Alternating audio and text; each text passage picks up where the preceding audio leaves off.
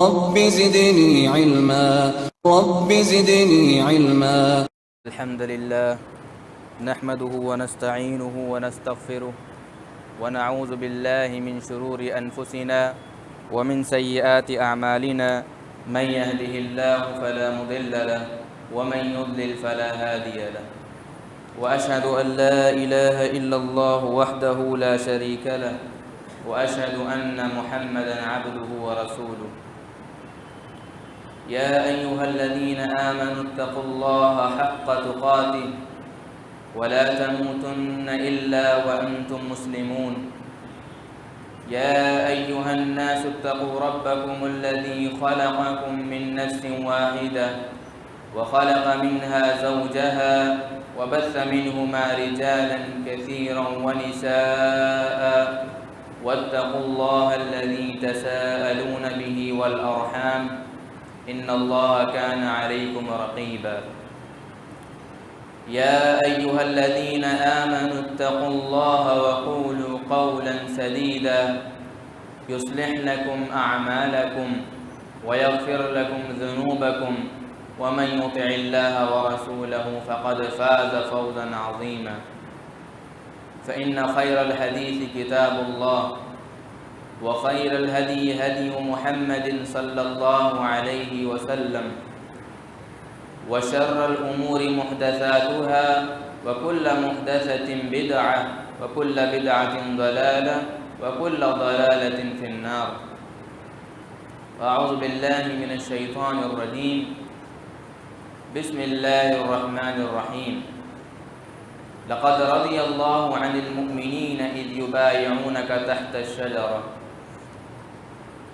تمام طرح کی تعریف، توصیف، بڑائی اور کبریائی اللہ رب العالمین کے لیے ہے، اور بیش بہا درود و سلام ہو اس اقدس مقدس ذات گرامی امام الانبیاء سید المرسلین والآخرین محمد رسول اللہ صلی اللہ علیہ وسلم پر۔ میرے دوستوں، ساتھیوں، بزرگوں اور میری ماں اور بہنوں،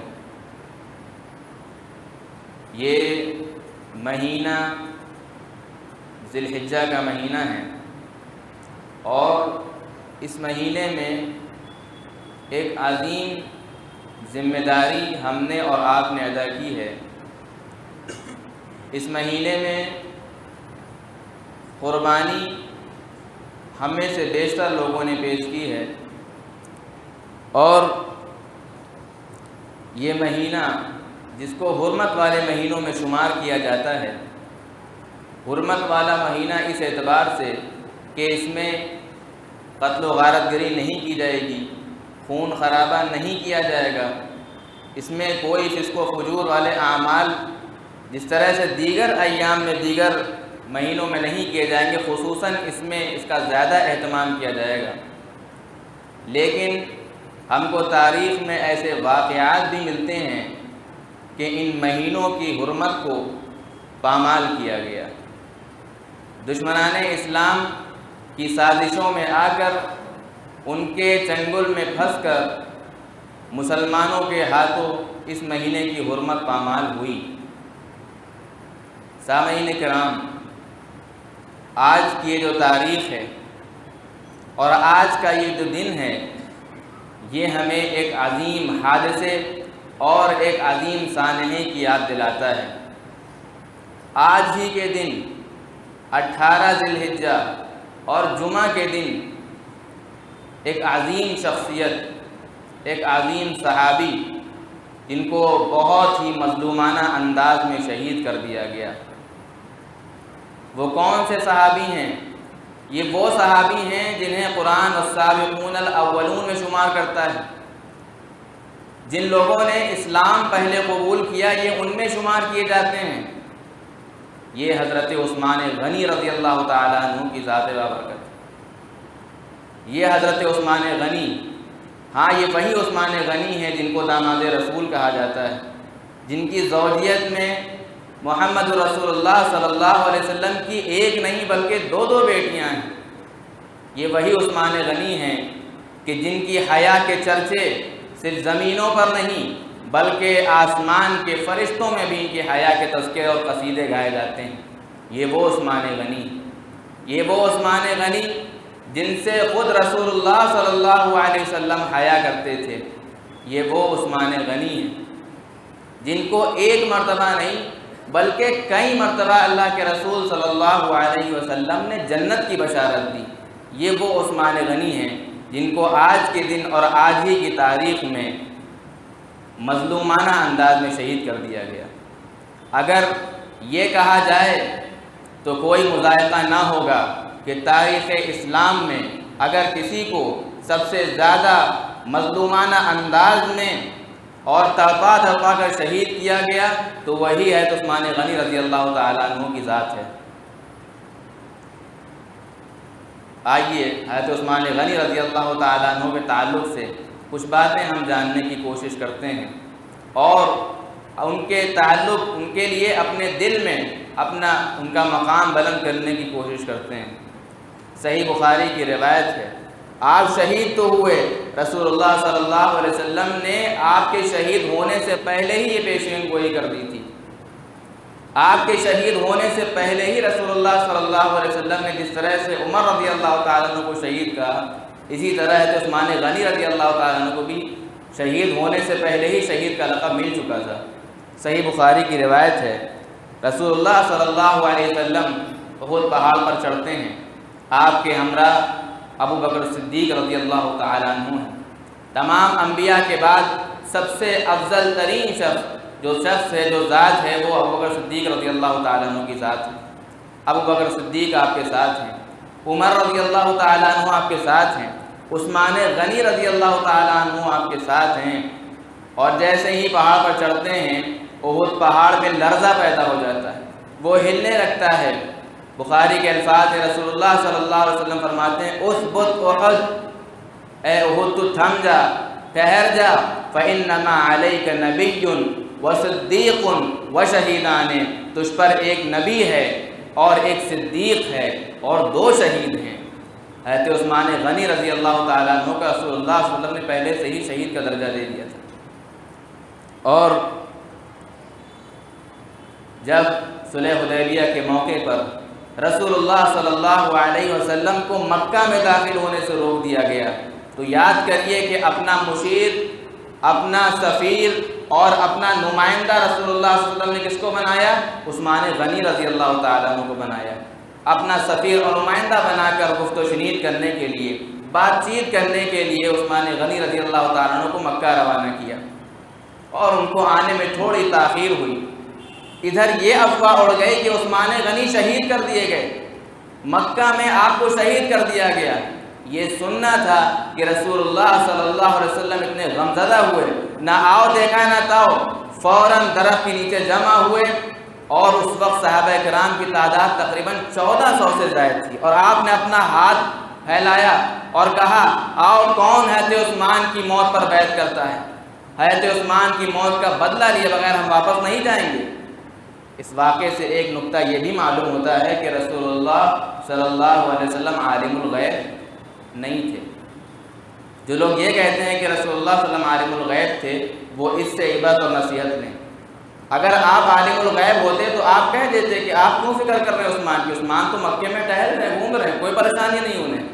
لیکن نہیں، ادھر افواہ ہوئی، آپ کو یقین یہ ہو گیا کہ عثمان شہید کر دیے گئے، اور تمام صحابہ اکرام نے آپ کے ہاتھ پر بیعت کی۔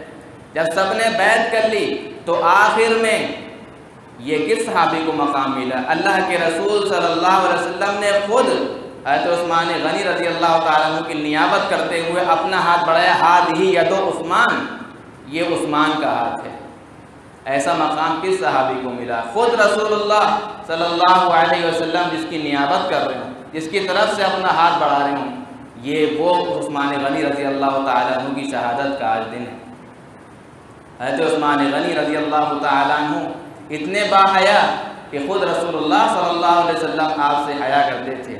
صحیح بخاری کی روایت سے امی عائشہ رضی اللہ تعالیٰ عنہ بیان کرتی ہیں کہ آپ صلی اللہ علیہ وسلم میرے گھر میں تشریف رکھتے تھے، آپ لیٹے ہوئے تھے، اور اس حالت میں آپ تھے کہ آپ کی پنڈلی یا راوی کو شک ہے آپ کی پنڈلی آپ کی ران سے کپڑا تھوڑا سا سرکا ہوا تھا۔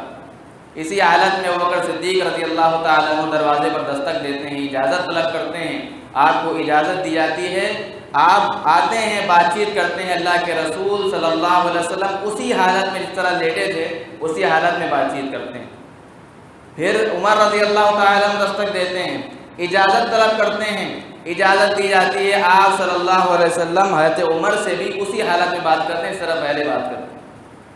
پھر حضرت عثمان رضی اللہ تعالیٰ عنہ دروازے پر دستک دیتے ہیں، پوچھا جاتا ہے کون؟ کہتے ہیں تو عثمان رضی اللہ تعالیٰ عنہ ہیں۔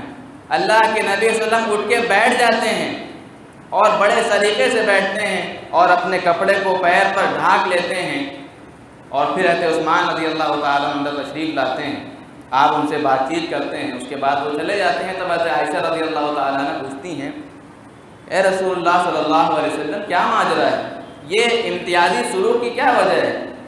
ابو بکر آئے آپ اسی انداز میں رہے، عثمان آئے آپ اسی طرح رہے، لیکن عثمان آئے تو آپ ٹھیک سے بیٹھ گئے، کیا ماجرا ہے یہ؟ تو اللہ کے نبی صلی اللہ علیہ وسلم نے فرمایا، عائشہ عثمان بہت شرمیلا ہے، اگر میں ایسے ہی رہتا تو یہ آتا اور چلا جاتا، کوئی ایک لفظ نہ بولتا، بات چیت نہ کرتا، یہ اٹھ کے چلا جاتا۔ اے عائشہ کیا تم نہیں چاہتی الستحیی من رجل تستحیی منہ الملائکہ، کیا تم نہیں چاہتی کہ میں اس آدمی سے حیا کروں جس سے فرشتے بھی حیا کرتے ہیں؟ یہ وہ عثمان کی ذات ہے جس کے بارے میں اللہ کے نبی نے فرمایا کہ فرشتے بھی اس سے حیا کرتے ہیں۔ صحیح الجامع کی روایت ہے، رسول اللہ صلی اللہ علیہ وسلم نے فرمایا، اشد امتی حیاء عثمان بن عفان، میری امت میں سب سے حیادار، سب سے باحیا شخص جو ہے وہ عثمان ابن عفان کی ذات ہے۔ یہ حضرت عثمان رضی اللہ تعالیٰ عنہ کی ذات ہے جن سے رسول بھی حیا کرتے ہیں۔ افسوس ہے کہ آج لوگوں کو شرم نہیں آتی حضرت عثمان رضی اللہ تعالیٰ عنہ کے بارے میں زبان درازی کرتے ہوئے، حضرت عثمان رضی اللہ تعالیٰ عنہ کے بارے میں ہرزہ سرائی کرتے ہوئے، ان کے بارے میں الٹا سیدھا لکھتے ہوئے، ان پر تنقید کرتے ہوئے۔ ایسی زبانوں پر تالے کیوں نہیں پڑ جاتے جو حضرت عثمان پر تنقید کرتے ہیں؟ ایسے قلم لکھتے وقت لڑکھڑا کیوں نہیں جاتے جو ان پر تنقید کرتے ہیں؟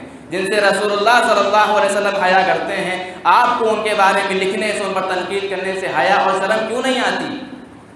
غور کرنے کی ضرورت ہے کہ یہ وہ عثمان ہے جن سے فرشتے اور رسول بھی حیا کرتے ہیں، مگر افسوس کہ لوگوں کو شرم اور حیا نہیں آتی۔ میرے بھائیوں اور دوستو، حضرت عثمان رضی اللہ تعالیٰ عنہ کی سخاوت کو آپ یاد کیجئے۔ ادھر مسلمان مکہ سے ہجرت کر کے مدینہ کو پہنچتے ہیں، بڑی پریشانی کے عالم میں ہیں، اور وہاں کی آب و ہوا ان کو راس نہیں آتی، وہاں کا پانی ان کو راس نہیں آتا۔ ایک کنواں موجود ہے جس کو روما کہا جاتا ہے، بئر روما اس کو کہا جاتا ہے۔ اس کنویں کا پانی صحابہ کرام کو خرید کر پینا پڑتا تھا، کیونکہ اس کا پانی بہت ہی صاف اور میٹھا پانی تھا۔ اس کنویں کا پانی کو خرید کے پینا پڑتا تھا۔ اللہ کے نبی کریم صلی اللہ علیہ وسلم کھڑے ہوتے ہیں، کہتے ہیں من حفر بئر روما فلہ الجنہ، جس شخص نے اس کنویں کو کھودا، یعنی مراد اس کنویں کو خرید لیا، اس کے لیے جنت۔ ادھر پلٹ کے دیکھتے ہیں تو عثمان رضی اللہ تعالیٰ عنہ کھڑے ہیں اور اپنی جیب خاص سے اپنے خرچ پر اس کنویں کو خریدتے ہیں، اس لیے کہ وہ اپنی ملکیت میں رکھ لیں، نہیں، اس کنویں کو خرید کر تمام مسلمانوں کے لیے وقف کر دیتے ہیں اور اس خوشخبری کو اپنے لیے الاٹ کر لیتے ہیں کہ من حفر بئر روما فلہ الجنہ، جس نے بئر روما کو خریدا اس کے لیے جنت ہے۔ اور یاد کیجئے جیش العسرہ کے وقت، غزوہ تبوک کے وقت مسلمانوں کی بڑی دگرگوں حالت ہے، بہت ہی پریشان ہیں، جنگی ساز و سامان میں بہت کمی ہے، ڈھال ہے تو تلوار نہیں، تلوار ہے تو ڈھال نہیں، سواریوں کی کمی ہے۔ ادھر اللہ کے رسول صلی اللہ علیہ وسلم کہتے ہیں، بخاری کی روایت ہے، من جہز جیش العسرۃ فلہ الجنہ، یہ عثمان ہیں کہ جب بھی اللہ کے نبی صلی اللہ علیہ وسلم نے لوگوں سے امداد کا ہاتھ بڑھایا، ان سے مدد طلب کی، پہلا ہاتھ عثمان کا اٹھتا۔ عثمان کی دولت کے خزانے اللہ کے راہ کے لیے کھل جایا کرتے تھے، یہ وہ عثمان ہیں۔ فرمایا من جہز جیش العسرۃ فلہ الجنہ، جس نے اس تنگ دست لشکر کو تیار کیا اس کے لیے جنت ہے۔ فجہزہ عثمان، تو عثمان نے اس کو تیار کیا۔ اور اس کو تیار کرنے، اس کا بندوبست کرنے کی پوری آدھے لشکر کی ذمہ داری خود حضرت عثمان رضی اللہ تعالیٰ عنہ نے اپنے کاندھوں کے اوپر لی۔ ترمذی کی روایت ہے، ایسے موقع سے رسول اللہ صلی اللہ علیہ وسلم کے پاس جب بڑی تنگی ہے، غزوہ تبوک کے موقع پر رسول اللہ صلی اللہ علیہ وسلم کے پاس 1000 دینار کو لے کر آتے ہیں اور آپ کی جھولی میں ڈال دیتے ہیں۔ اللہ کے رسول صلی اللہ علیہ وسلم کی چہرے پر جو خوشی تھی وہ بیان سے باہر ہے، اتنا خوش ہوتے ہیں، اس جھولی کو، اس پوٹلی کو الٹتے پلٹتے ہیں اور 2 مرتبہ یہ بات کہتے ہیں، ما ضر عثمان ما عمل بعد اليوم، ما ضر عثمان ما عمل بعد اليوم، آج کے بعد سے عثمان کا کوئی عمل اس کو نقصان نہیں پہنچائے گا۔ یہ وہ عثمان ہیں جس کو اپنے ہی لوگوں نے، نام نہاد مسلمانوں نے بڑی بے دردی سے آج ہی کے دن شہید کر دیا، جس نے مسلمانوں کے لیے اپنی دولت کے خزانے کھولے، جس نے مسلمانوں کے لیے پانی خریدا، کنواں خریدا، اس عثمان کے لیے آج کے دن اسی کنویں پہ پانی کو روک دیا گیا، بند کر دیا گیا، اس کو پیاس سے تڑپتا ہوا چھوڑ دیا گیا۔ یہ وہ حضرت عثمان غنی رضی اللہ تعالیٰ عنہ۔ حضرت عمر فاروق رضی اللہ تعالیٰ عنہ نے جتنی بڑی حکومت کی تھی، جتنے لمبے رقبے پر آپ کی حکومت قائم تھی، اس سے کہیں زیادہ حضرت عثمان غنی رضی اللہ تعالیٰ عنہ نے حکومت کی۔ فتوحات کا سلسلہ جو حضرت عمر رضی اللہ تعالیٰ عنہ کے دور میں چل رہا تھا، عثمان غنی رضی اللہ تعالیٰ عنہ کے دور میں رک نہیں گیا، بلکہ مزید بڑھتا ہی چلا گیا۔ عراق کے تپتے ہوئے صحراؤں میں مسلمانوں نے اللہ رب العالمین کا کلمہ بلند کیا، مسلمانوں نے چین فتح کیا، روس فتح کیا، اور مسلمانوں کی گرج یورپ کے دروازوں تک پہنچی۔ یہ عثمان غنی رضی اللہ تعالیٰ عنہ کا زمانہ ہے۔ رومی اوباشوں نے، مسلمان جو ساحلی علاقوں پر رہتے تھے، وہ بحری بیڑے سے آتے تھے اور ان کو تباہ و برباد کر کے، قتل کر کے چلے جاتے تھے۔ ادھر عثمان رضی اللہ تعالیٰ عنہ کو خبر ملی اور عثمان رضی اللہ تعالیٰ عنہ نے کہا کہ عثمان کے ہوتے ہوئے مسلمان اس قدر خطرے میں رہیں۔ حضرت امیر معاویہ کاتب وحی، جسے تم گالی دیتے ہو، امیر معاویہ کاتب وحی رضی اللہ تعالیٰ عنہ کو یہ حکم دیا کہ اگلے سال کے چاند طلوع ہونے سے پہلے بحری بیڑا تیار ہو جانا چاہیے۔ اور تاریخ نے لکھا کہ اگلے سال کا چاند طلوع ہونے سے پہلے بحیرہ عرب میں مسلمانوں کے 1400 جنگی جہاز گشت کر رہے تھے۔ یہ امیر معاویہ رضی اللہ تعالیٰ عنہ ہیں، جو کس کے کمانڈر ہیں؟ عثمان غنی رضی اللہ تعالیٰ عنہ کے۔ عثمان غنی رضی اللہ تعالیٰ عنہ بڑی مظلوم شخصیت، اور آپ رضی اللہ تعالیٰ عنہ کی کل خلافت 12 سال رہی، جن میں شروع کے 6 سال بہت ہی امن و امان کے ساتھ رہے، اس کے بعد فتنوں کا دروازہ کھلا، اور اس کی پیشین گوئی بھی رسول اللہ صلی اللہ علیہ وسلم پہلے ہی کر چکے تھے۔ حضرت عمر رضی اللہ تعالیٰ عنہ سے، عمر رضی اللہ تعالیٰ عنہ کو فتنوں کا دروازہ کہا کہ جب تک عمر زندہ ہیں فتنوں کا دروازہ بند ہے، عمر کے انتقال کے بعد ہی فتنوں کا دروازہ کھل جائے گا۔ یہی وجہ ہے کہ ایک یہودی النسل عبداللہ ابن سبا، جس نے سازشیں رچی عمر رضی اللہ تعالیٰ عنہ قتل کرنے کی، اس میں بھی وہ کامیاب ہوا، اور ان کے دور میں بھی اس نے فتنے اٹھانے کی کوشش کی، لیکن وہ اٹھا نہ سکا، کیونکہ عمر کی ذات وہ ذات ہے جس کا نام سن کر دشمنوں کے پتے پانی ہو جایا کرتے تھے۔ عمر کی ذات وہ ذات ہے جس گلی سے گزر جائے شیطان اس گلی کا وہ راستہ چھوڑ دیا کرتا تھا، لہذا عمر کے دور میں تو یہ موقع نہ مل سکا، لیکن عثمان غنی رضی اللہ تعالیٰ عنہ کی نرم مزاجی، ان کی بردباری، ان کے سیدھے پن کا فائدہ اٹھا کر لوگوں نے فتنہ کیا۔ یہ اٹھتا ہے عبداللہ ابن سبا اور ٹولیاں جمع کرتا ہے، لوگوں کو بھڑکاتا ہے، یہ مدینہ آتا ہے، پھر مصر جاتا ہے، کوفہ جاتا ہے، بصرہ جاتا ہے، لوگوں کو برگلاتا ہے کہ یہ کیسا تمہارا خلیفہ، یہ تو بدر میں بھی نہیں تھا۔ بے جا اعتراضات، بے سر پیر کے اعتراضات، بے جا الزامات۔ خلیفۃ المسلمین عثمان غنی رضی اللہ تعالیٰ عنہ پر تھوپتا ہے، اور سادہ لوگ مسلمان جو بھی نئے نئے مسلمان ہوئے ہیں، اسلام کے سینے میں اچھے سے رچا بسا نہیں ہے، عثمان کون ہے ٹھیک سے جانتے نہیں ہیں، ان کو آسانی سے، جس طرح سے آج نوجوانوں کو بڑے آسانی سے برگلا دیا جاتا ہے اور بھڑکا دیا جاتا ہے، عثمان غنی رضی اللہ تعالیٰ عنہ کے خلاف بھڑکا دیا جاتا ہے، امیر معاویہ رضی اللہ تعالیٰ عنہ کے خلاف بھڑکا دیا جاتا ہے۔ اسی طرح سے پہلے بھی یہ کام عبداللہ ابن سبا ایک یہودی آدمی نے شروع کر دیا تھا، اور بہکایا بھڑکایا ان لوگوں کو، کہا یہ تو بدر میں بھی نہیں تھے، یہ کیسا خلیفہ ہے، تمہارے صلح حدیبیہ کے موقع پہ نہیں تھا، یہ کیسا ہے کہ چراگاہوں میں اضافہ کرتے جا رہا ہے، یہ اپنے لوگوں کو خوب مال دیتا ہے اور اپنے لوگوں کو خوب مناسب سے نوازتا ہے، یہ کیسا خلیفہ ہے تمہارا؟ لہذا لوگوں کے دلوں میں تشویش پیدا ہوتی ہے، ایک ٹولی کوفے سے نکلتی ہے، ایک بصرے سے نکلتی ہے، ایک مصر سے نکلتی ہے، یہ پورا جتھا مدینہ پہنچتا ہے، چلو عثمان سے پوچھتے ہیں ماجرا کیا ہے۔ حضرت عثمان رضی اللہ تعالیٰ عنہ ایک ایک اعتراض کا بڑا ہی تشفی اور تسلی بخش جواب دیتے ہیں اور ان تمام لوگوں کو لاجواب کر دیتے ہیں۔ کہتے ہیں تم بدر کا ذکر کرتے ہو، بدر کے لیے جو غزوہ بدر کے لیے نکلے تھے وہ کس کے حکم سے نکلے تھے؟ رسول اللہ صلی اللہ علیہ وسلم کے حکم سے نکلے تھے۔ اور میں کس کے حکم سے رکا تھا؟ میں رسول اللہ صلی اللہ علیہ وسلم کے حکم سے رکا تھا۔ اللہ کے رسول صلی اللہ علیہ وسلم کے حکم کی تعمیل کی ہے میں نے۔ آپ کی چہیتی بیٹی رقیہ رضی اللہ تعالیٰ عنہ جو آپ کی زوجیہ تھی، شدید بیمار تھی، اللہ کے نبی نے فرمایا عثمان تمہیں ان کی تیمارداری میں یہی رکنا ہے اور تمہیں بھی انہی کے برابر ثواب ملے گا جو بدریوں کا ثواب ملے گا۔ بدریوں کا ثواب اور ان کی فضیلت بہت اونچی ہے، اسی وجہ سے وہ اس کو ان سے خارج کر رہا ہے کہ یہ تو بدر میں بھی نہیں تھے۔ تو کیا اللہ کے رسول صلی اللہ علیہ وسلم کوئی جنگ کرنے نکلے تھے؟ نہیں، وہ تو ایک قافلے کو روکنے نکلے تھے۔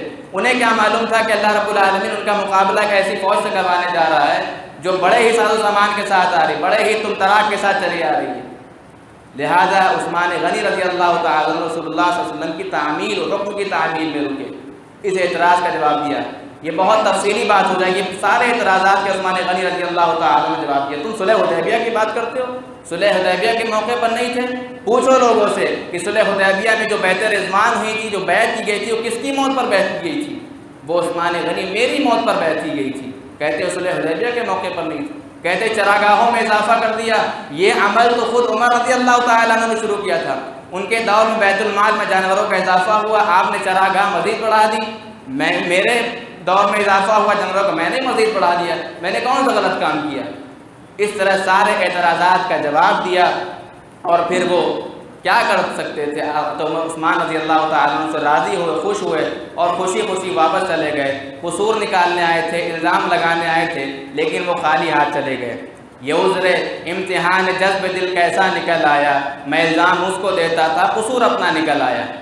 یہ تینوں لشکر، کوفے والے کوفے جا رہے ہیں، بصرے والے بصرے جا رہے ہیں، لیکن عبداللہ ابن سبا کو تو دکھا کہ میرے مشن پر پانی پھر رہا ہے۔ اب اس نے کیا کیا؟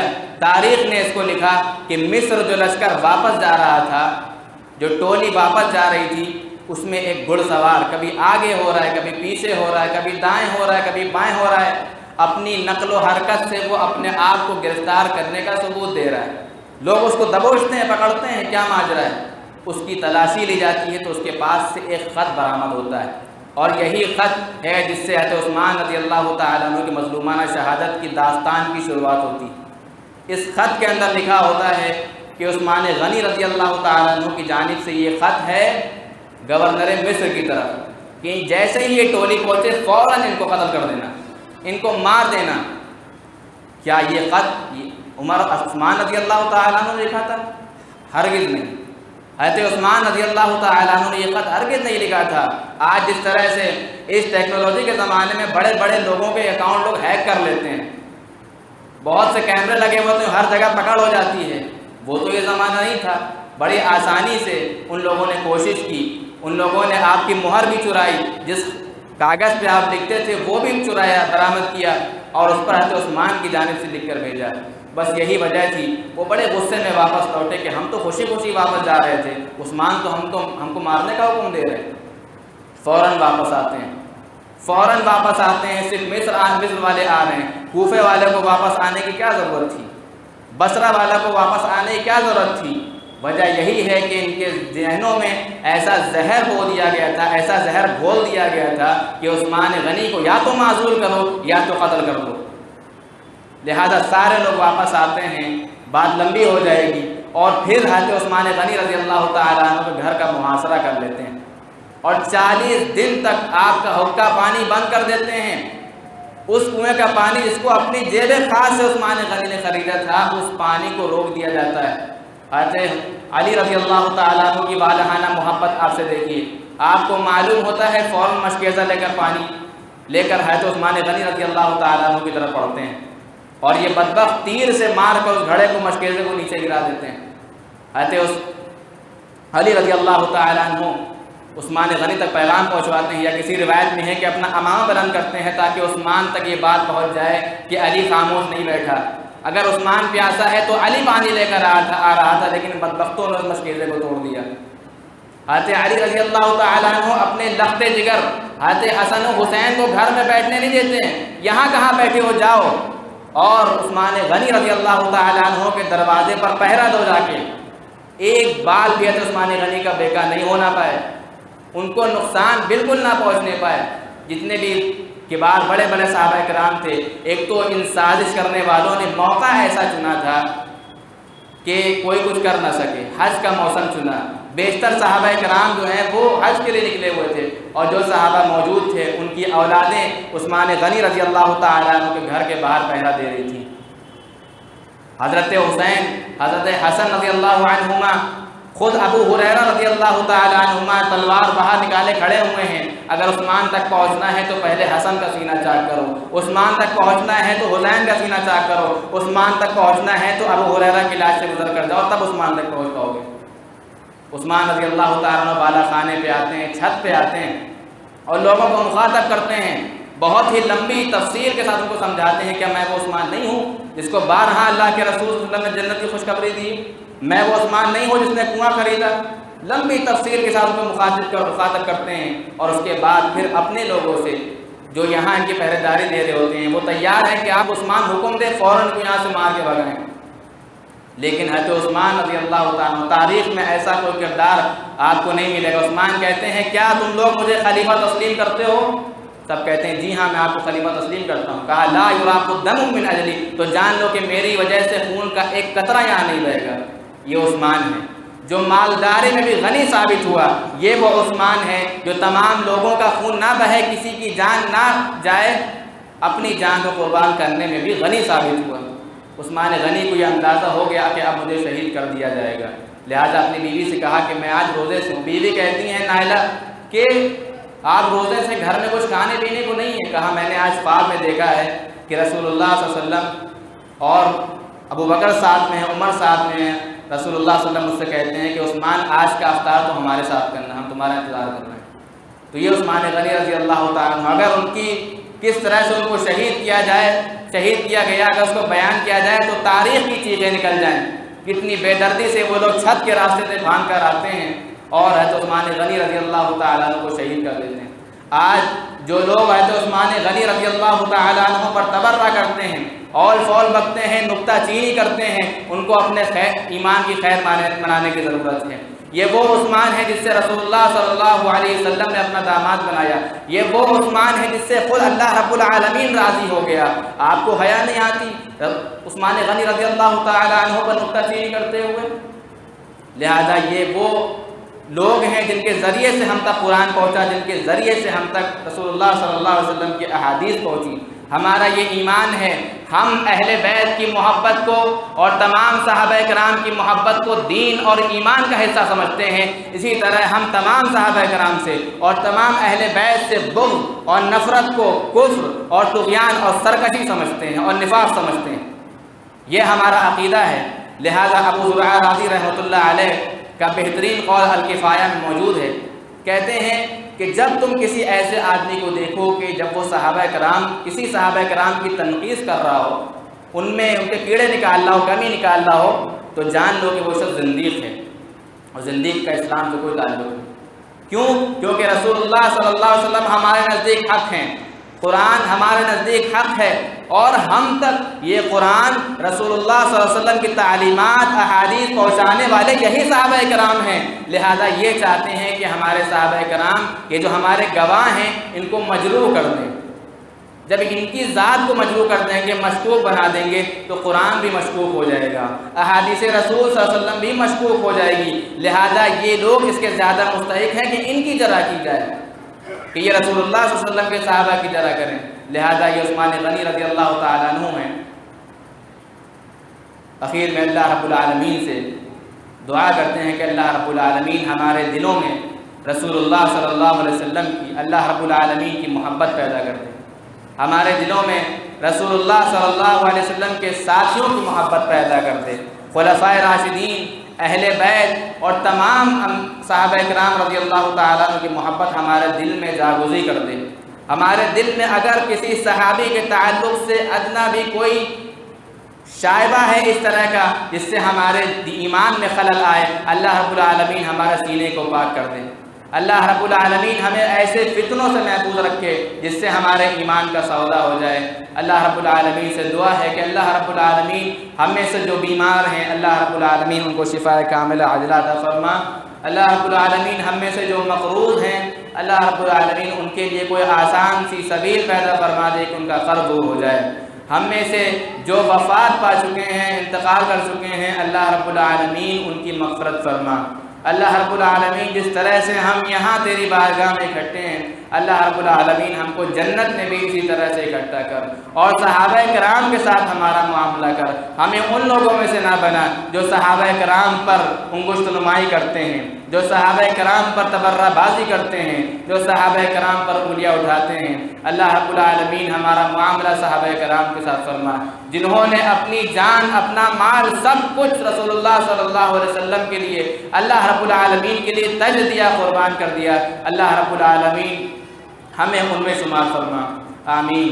وآخر دعوانا الحمدللہ رب العالمین۔ بارک اللہ لنا ولکم فی القرآن العظیم ونفعنی وإیاکم بما فیہ من الآیات والذکر الحکیم، انہ تعالی جواد کریم ملک والرؤوف الرحیم۔